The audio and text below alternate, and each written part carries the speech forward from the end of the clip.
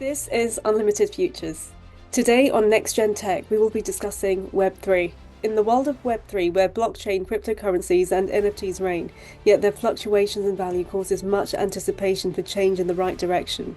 For those who operate in this space, whether they own coins or art, whether they sign away smart contracts, it's a decentralized area for individuals to work with and grow their wealth. Joining me today to discuss this area further is Mo Khalifa, who is the Vice President of Web3 Productions for Infinity Reality. Mo is a technology consultant for blockchain, gaming, broadcast, and developer relations. He is working on personal projects in the Web3 space and is here to teach us about the area further. He is known for his work on the gaming franchise PUBG and creating the metaverse experience for the Expo 2020 in Dubai. Welcome to the show, Mo. Well, thank you for having me, Sarah. How are you? I'm really good, thanks. How are you? Yeah, I'm okay. I'm okay. Everything is good.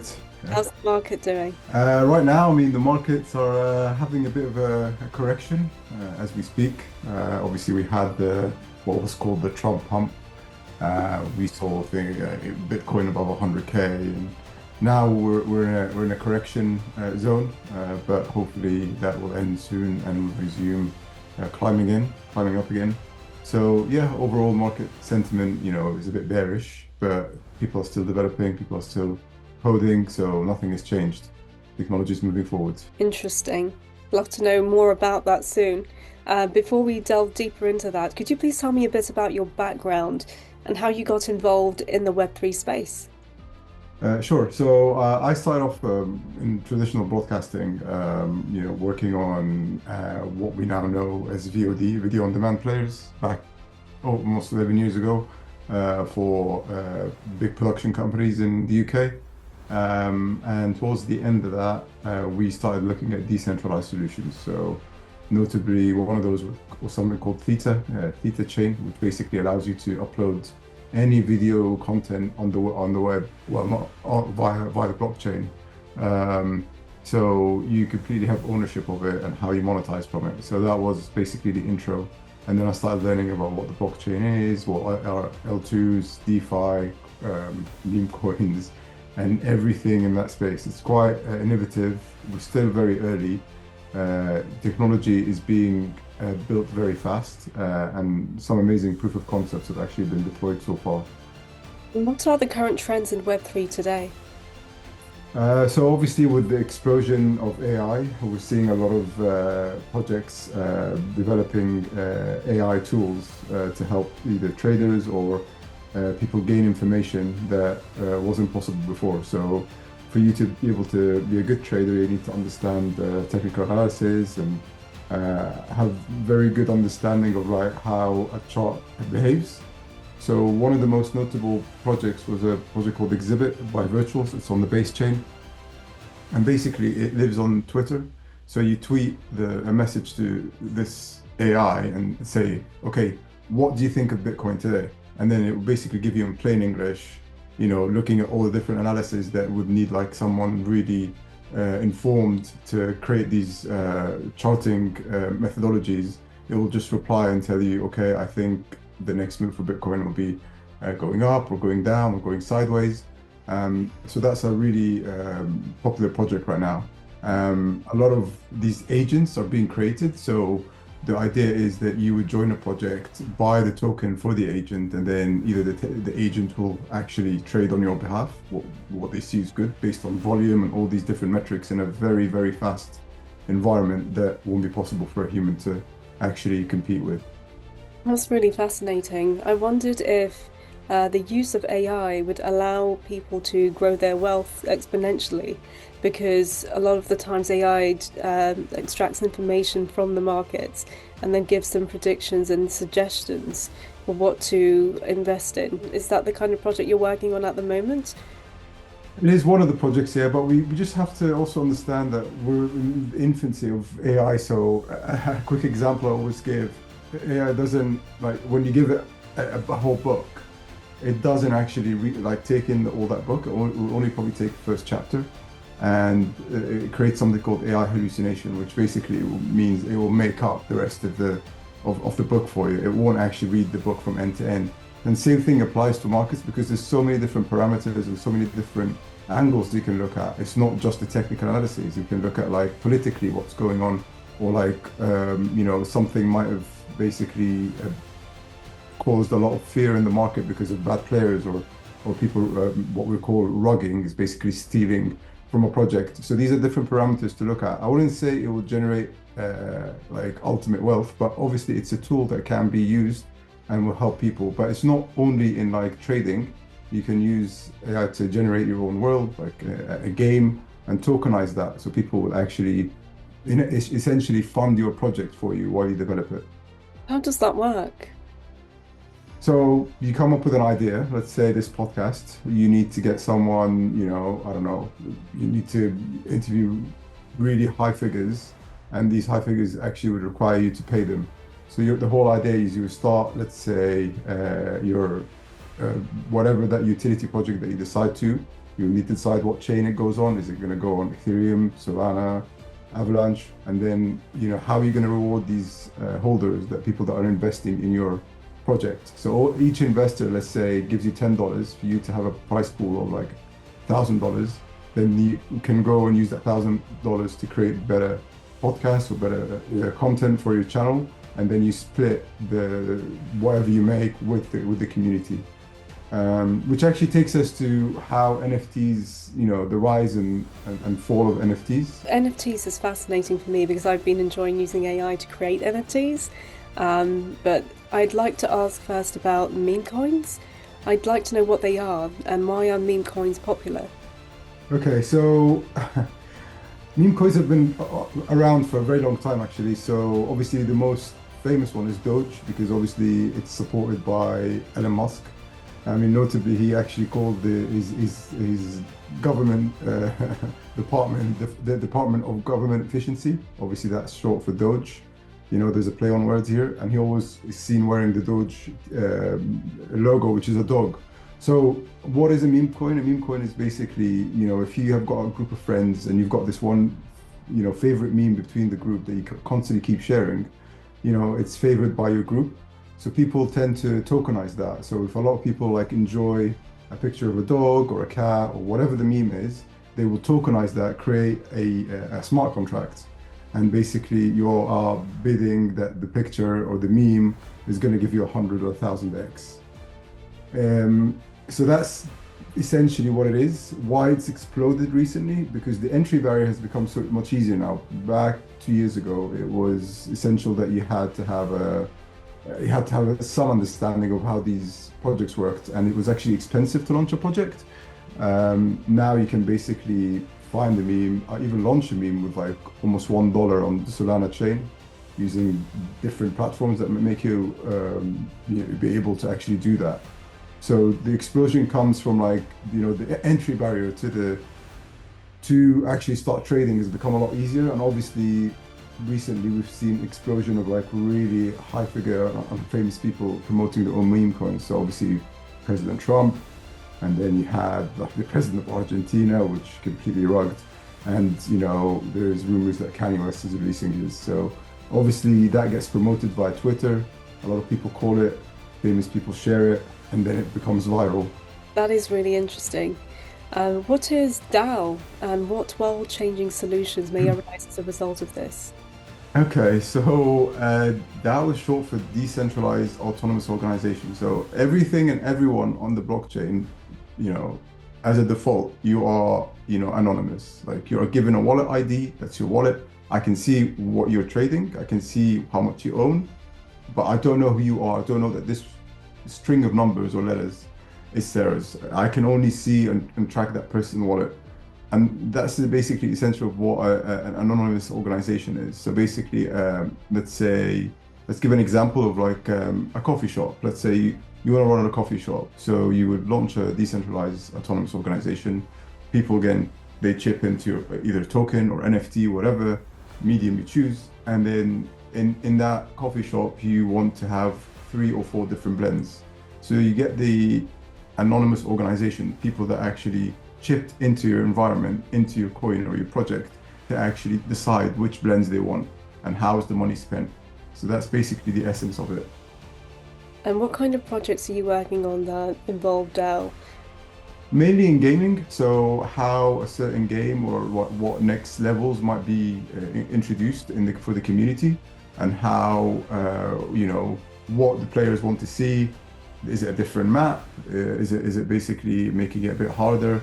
The list is endless really. But again, you don't really obviously you would only accept the whatever the proposals are based on the voting power. So let's say, the first option, which is like, make the map bigger for more players. If that wins majority, then that's the thing that's getting deployed or developed. How can you create money from NFTs? Can you share some successful monetization strategies of popular NFTs? NFTs obviously had its what we call the pump and dump, similar to how meme coin is such a hot topic right now. Memes were really famous and really glorified back in 2021.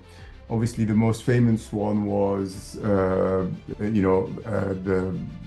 monkeys, as people call them, Bake, the Bored Ape Yacht Club. It was basically a collection of monkeys that you can buy. The whole idea it did really well is because the organization that made these was all constantly gifting the holders. So you always want to incentivize your holders so they don't sell.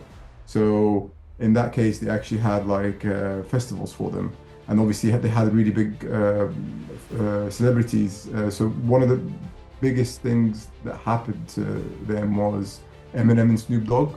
Basically, each of them had their own NFT of these monkeys, and the idea is you own the IP, you own that picture, you can do whatever you want. Like a guy went and did a burger shop with the picture. What Eminem and Snoop Dogg did is actually had a music video that you can check out, and they used these monkeys basically as an animation in their music videos. So obviously that drove the price of that collection really high up. So that's one methodology. The second one was obviously Pudgy Penguins. Yeah. So with Pudgy Penguins, what they did is it was a collection of these cute penguins, and they launched these penguins at Hamley's sort of store as as toys, and that did really well. And again, they gifted their holders with they did like airdrops, which airdrop is basically when you get given tokens or a money value in your wallet because you hold a certain NFT or you hold a certain token or you're part of that organization. And that was very successful too. Do you think having such a thing in Hamleys and with gaming and NFTs for young people is a good way to allow them to get involved in decentralized activities and have an alternative space to explore for their futures and to grow their future wealth? Absolutely. The main issue is, and I learned this from like trading years ago when I was doing traditional trading, and the guy who was basically teaching me, he would always tell me, when you get a win, you need to materialize that. Because what happens is people, let's say they make money, like you put 100, you made 1,000. So you need to take some of that 1,000 and buy something materialistic so you can actually feel that there was an achievement. Because there's a huge disconnect when things are all digital. And what we've seen in the past is people would make it, they'll turn like 1,000 to 10,000, but instead of cashing that out or paying their debts or buying a car or getting something that they really need, they use all that money to buy something else. And more often than not, they will probably end up losing because they've never, actually, capitalized on that monetization that they made from the winning. So back to your question is, yeah, of course they can, but as long as we have that, feel or have that sense of community that it's not just digital. So let's say when someone creates art, one of the greatest things that NFT has made it possible for someone, let's say in a very small village in Africa, they can sell their art, as an NFT, and then someone in New York can buy it without ever meeting the guy. If you compare it to the traditional Sotheby's, most people can't afford to go to Sotheby's or they can't afford to have like an art fair. So with the beauty of having that technology as the underlining is someone in New York can buy art from someone in Africa via NFT with stable coins and pay them instantly and transaction fees are like pennies, and there's no weekend or like waiting 5 working days for your money to get to that other person. And you're both protected because you put the NFT in an escrow, and then when the money is paid to the end party, then that person that wants to buy the art receives it. That's really interesting. Does that involve smart contracts? I'd love to know more about smart contracts and how they work and how businesses are utilizing them now or transitioning to that. Smart contracts is just like a piece of paper, but it's on a computer. And basically what it does, it's got like a set of rules that both parties agrees on, like what would be a company or me and you, whatever. And when these rules are met, things happen by themselves. So it's smart, like, if I'm buying, let's say, again, going back to our art, like if I'm buying a piece of art from you and we've got a smart contract deployed between us, the smart contract's job is to make sure that both of us don't get scammed and make sure that all the rules are met. We don't need anyone else to check it or validate it. It's basically a bit of magic. Smart contracts can be very complex as well. Like, there's theories that you can have smart contracts that, if they're running on like autonomous cars, that the car can actually change its own oil or change, a new set of tires. So think of it of a way to make things automated that doesn't necessarily require third parties to actually verify it. Thank you for sharing that. So one of the things we spoke about earlier was community, and Web3 and community. So how can positive and social impact be created by Web3 platforms and initiatives to impact the community in a positive way? Well, there's been a lot of communities. I mean, I've made some great friends that I've actually met through these communities and worked with them. The whole idea of like someone joining a community because they believe in a project or they believe in a piece of art or they believe in like, an environmental initiative, whatever it is, there's always people joining that. One of the major issues with communities is it always goes back to greed. Communities are great because, you get to meet like-minded people that might be interested in the same subject as you or the same cause, like whether it's environmental or whether it's art or music. Within the Web3 community is actually really powerful. The main problem is communities tend to break down when a certain project or a coin or like milestones are not being achieved. They turn on each other really, really quickly. We've seen that actually happen on a game called Axie Infinity, which was notably the most successful game to actually come out of Web3. And it was the whole idea of play to earn. So a group of people play a game, do certain tasks, and then they get paid.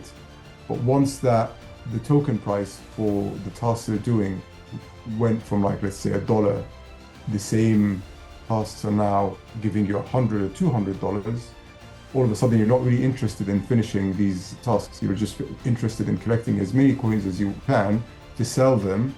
And obviously, when that happens, it creates a lot of sell pressure and destroys the ecosystem of the game. So communities do exist. Some of them are really strong and powerful, but the one thing that's always a danger to these communities is like the price fluctuation of an item or if a milestone is not being hit. Okay. If you could create any NFT to create social impact and give back to the community, what would it be? What coin and real-world assets would you back it with? And how could this eliminate greed from the hearts of humanity? So the backing will always be like pegged to the US dollar. So yeah, USDT or USDC, whatever it is. So there's no price fluctuation. You're in this community and you're holding this NFT because you believe in the project. I do believe that education is something that really could benefit. Getting people to join a community to, teach them about crypto, art, coding, whatever it is, and then people getting rewarded depending on how much impact and how much useful information they're giving to the community. Again, and everyone votes on that. So only then it becomes a very stable environment for people to actually collaborate and actually be wanting to create something that's not driven purely by greed. And that's what I believe, we're seeing in something like DeSci, which is basically decentralized science.